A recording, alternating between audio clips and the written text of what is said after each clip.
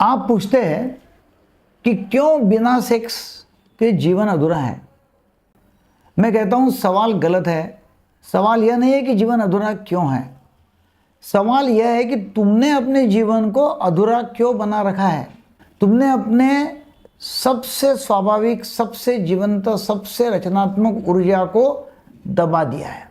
तुमने उसे पाप बना दिया है और उसी क्षण तुमने जीवन की सबसे बड़ी पूजा को खो दिया है।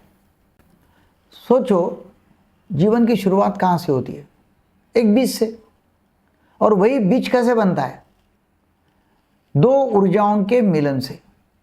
पुरुष और स्त्री मिलते हैं, शिव और शक्ति, सूर्य और चंद्र के संगम से। वो जब मिलते हैं तब जीवन पैदा होता है। यह कोई साधारण घटना नहीं है, यह सृष्टि का एक उत्सव है, एक नृत्य है। सेक्स केवल शरीर का खेल नहीं है, यह परमात्मा की रचनात्मकता का उत्सव है। यह वह क्षण है जहां अनंत इस सीमित संसार में प्रवेश करता है। फिर भी समाज ने तुम्हें सिखाया कि यह पाप है, अंग्रेजों ने सिखाया कि यह पाप है। इसकी इच्छा करना अपवित्र है। पर मैं कहता हूं इच्छा अपवित्र नहीं है, तुम्हारा दृष्टिकोण अपवित्र है। जो सृष्टि का आधार है वह पाप कैसे हो सकता है? लेकिन वह अग्नि है जो तुम्हारे भीतर जलती है। उसे बुझाने की कोशिश मत करो, उसे समझो, उसे जियो। प्रेम और जागरूकता के साथ उसको जीना पड़ेगा और यह तुम्हारे परमात्मा तक ले जाएगी। यही ऊर्जा। फूल को देखो, फूल देखते ना, वो अपनी सुगंध नहीं छिपाता, क्योंकि वह जानता है कि यही उसका स्वभाव है, सुगंध देना।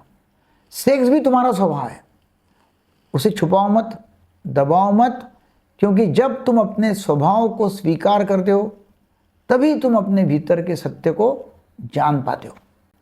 जो समाज सेक्स को दबाता है वही सबसे बीमार समाज बन जाता है। क्योंकि जो ऊर्जा बहना चाहती है, जब उसे रोका जाता है तो वो विकृत हो जाती है। वह क्रोध, हिंसा, घृणा इसमें बदल जाएगी। नदी को मत बांधो, उसे बहने दो। सेक्स भी तुम्हारे भीतर की एक नदी है और जब तक वह सेक्स बह रहा है, वो नदी बह रही है, जीवन नाच रहा है। एक साधु बोला, मैंने सेक्स का त्याग कर दिया है, फिर भी ध्यान नहीं लगता। मैंने बोला, क्योंकि तुमने अपनी ऊर्जा को दबाया है। कुछ महीनों बाद वो लौटा है, उसका चेहरा बहुत चमक रहा था। वो बोला, अब मैं समझ गया, मेरी ऊर्जा अब मेरे खिलाफ नहीं, मेरे साथ है। सो उसका त्याग मत करो, उसको समझो। क्योंकि जो सेक्स को त्यागता है वो अपनी जीवन ऊर्जा को खो देता है और जो उसे समझता है वो उसे अग्नि को ध्यान की ज्योति में बदल देता है। प्रेम और सेक्स एक ही ऊर्जा के दो रूप है। प्रेम है ना, वैसा एक फूल है, सेक्स उसकी जड़ है। बिना जड़ के फूल कैसे खिलेगा? जब तुम अपने प्रिय के साथ उस अंतरंग क्षण में पूरी तरह उपस्थित हो जाते हो, प्रेजेंट टू द प्रेजेंट, वह पल केवल शरीर का नहीं रहता, वह ध्यान बन जाता है, वह समाधि बन जाती है। उस पल में न अतीत होता है न भविष्य, केवल अब होता है, प्रेजेंट होता है और अब में ही परमात्मा है। सेक्स कोई अपराध नहीं है, यह परमात्मा की पहली शिक्षा है। यह वही क्षण है जब तुम अलगाव से एकता में प्रवेश करते हो। सेक्स वह द्वार है जिससे समय रुक जाता है, मन ठहर जाता है और आत्मा झलकती है। समाज ने कहा सेक्स को छिपाओ, मैं कहता हूं उसको सम्मान दो, उसको प्रेम दो, प्रेम से बात करो, क्योंकि जो तुम स्वीकार करते हो वही तुम्हें मुक्त करता है। सेक्स एक ऊर्जा है, उसे सृजन में बदलो।